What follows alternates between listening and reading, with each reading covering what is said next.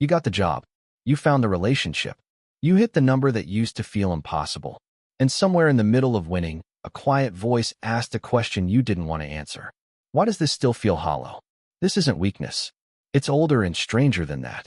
Psychologist Tim Kaiser found that the more a person centers life around money and achievement, the lower their well-being tends to be, even after success. The prize doesn't satisfy the hunger. So if achievement isn't the cure, what is? A king with wealth beyond measure wrote one of the most honest lines in ancient literature. He called it all vanity of vanities. Pleasure was never built to carry that much weight. You were designed to be filled by communion, not accomplishment. A cup can hold water. It cannot hold light. Achievement is water. Communion with God is light. Neuroscientist Andrew Newberg spent decades studying the brain during prayer. Sincere connection with God activates regions tied to deep trust and safety. Achievement spikes dopamine.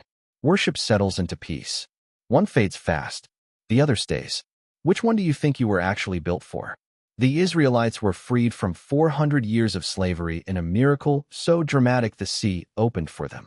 Within weeks they were anxious, longing for Egypt.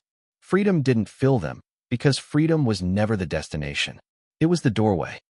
You're doing the same thing, with a different desert.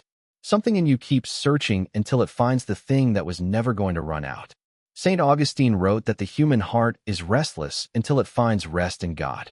He tried ambition, pleasure, status, every door in the house, before realizing none led to the room he was looking for. Success speaks the language of more. Your soul speaks the language of enough. Only one voice has ever said, "It is enough. Come and rest." This emptiness is an invitation. The rich young man in the Gospels kept every rule and still felt something missing. Jesus told him to let go because his hands were too full to receive what he needed. What are your hands too full of right now? Researchers at Harvard studying mind-wandering found people spend nearly half their waking hours thinking about something other than what they're doing, and that this correlates strongly with unhappiness. Stillness is where God has always met people. Not in the wind, the earthquake, or the fire, but in the whisper that came after.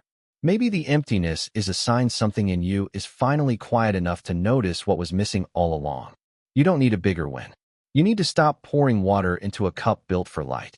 Tonight, when that hollow feeling shows up again, sit in it and ask what, or who, that empty space was actually shaped to hold. You got everything you were told to want.